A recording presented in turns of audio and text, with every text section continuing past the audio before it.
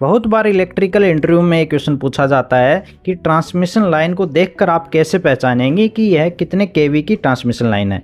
केवी का मतलब यहाँ पे होता है किलो वोल्टेज, यानी कि जो ट्रांसमिशन लाइन है कितने वोल्टेज की सप्लाई को कैरी कर रही है एक जगह से दूसरी जगह ट्रांसमिशन करने के लिए। तो ये जानने के लिए आपको सबसे पहले पता होना चाहिए कि जो हमारा ट्रांसमिशन होता है वो कितने प्रकार से किया जाता है, यानी किन किन रेटिंग में किया जाता है। सबसे पहला है लो वोल्टेज ट्रांसमिशन। इसमें 1 किलो वोल्ट से लेकर 33 किलो वोल्ट तक की सप्लाई को रखा जाता है। दूसरा है हमारा मीडियम वोल्टेज ट्रांसमिशन, जिसमें 33 किलो वोल्ट से लेकर 132 किलो वोल्ट तक रखा जाता है। तीसरा हमारा रहता है हाई वोल्टेज ट्रांसमिशन, जिसमें 132 किलो वोल्ट से लेकर 400 किलो वोल्ट तक रखा जाता है।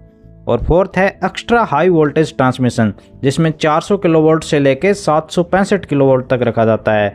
और आखिरी है हमारा पांचवा अल्ट्रा हाई वोल्टेज ट्रांसमिशन, जिसमें 800 किलो वोल्ट से 1200 किलो वोल्ट तक की सप्लाई को रखा जाता है। अभी अगर हमें ट्रांसमिशन लाइन को देख के पता करना है कि ये कौन से ट्रांसमिशन लाइन यानी कितने वोल्टेज की सप्लाई को कैरी कर रही है, तो उसके कुछ तरीके हैं। सबसे पहले हम पता कर सकते हैं टावर की ऊंचाई के थ्रू, यानी कि अगर छोटे पोल हैं जो कि 8 से 12 मीटर ऊंचे होते हैं, उनमें बेसिकली 11 किलोवाट से 33 किलोवाट तक की सप्लाई काम में ले जाती है, जिसमें 3 तार होते हैं।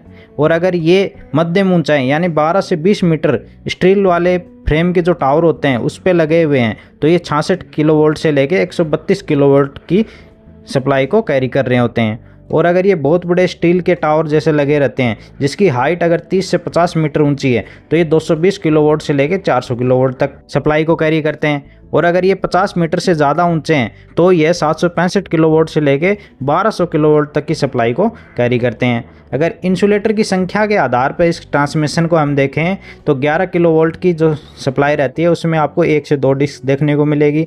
33 किलोवाट की जो सप्लाई है उसमें आपको 3 से 4 डिस्क देखने को मिलेंगी। और 66 किलोवाट की जो सप्लाई रहेगी उसमें आपको 5 से 6 डिस्क देखने को मिलेंगी। 132 किलोवाट की जो सप्लाई का ट्रांसमिशन हो रहा है उसमें आपको 7 से 9 डिस्क दिखाई देंगे।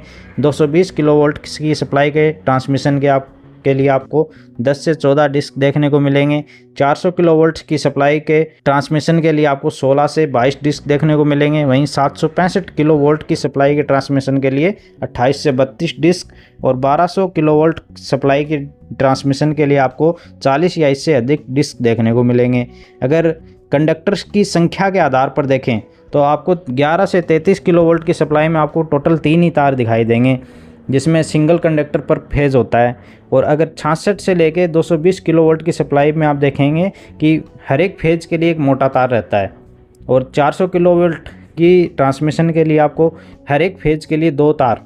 और 765 से 1200 किलोवाट की सप्लाई के लिए हर फेज के लिए 4 या 6 तारों का एक समूह रहता है, जो कि जिससे हम क्वाड हेक्स बंडल कंडक्टर्स होते हैं। इसके साथ साथ आप ग्राउंड वायर के हिसाब से भी पता कर सकते हैं कि ट्रांसमिशन लाइन की क्या रेटिंग है। 11 किलोवाट से लेकर 66 किलोवाट की लाइनों पे ग्राउंड वायर या तो होता ही नहीं है, अगर होता है तो सिर्फ आपको एक ही ग्राउंड वायर दिखाई देगा। और 132 किलोवाट या इससे अधिक की जो वोल्टेज की लाइनें रहेंगी उसमें आपको 1 या 2 ग्राउंड वायर दिखाई देंगे, जो कि लाइटिंग प्रोटेक्शन के लिए रहती है। 765 किलोवाट से लेके 1200 किलोवाट की लाइनों में हमेशा 2 ग्राउंड वायर आपको देखने को मिलेंगे। इस प्रकार से आप किसी भी ट्रांसमिशन लाइन को देखकर पता कर सकते हैं कि यह कितने किलोवाट की सप्लाई को कैरी कर रही है। अगर जानकारी अच्छी लगी हो शेयर ज़रूर करें। मिलते हैं अगले वीडियो में एक नए टॉपिक के साथ। धन्यवाद।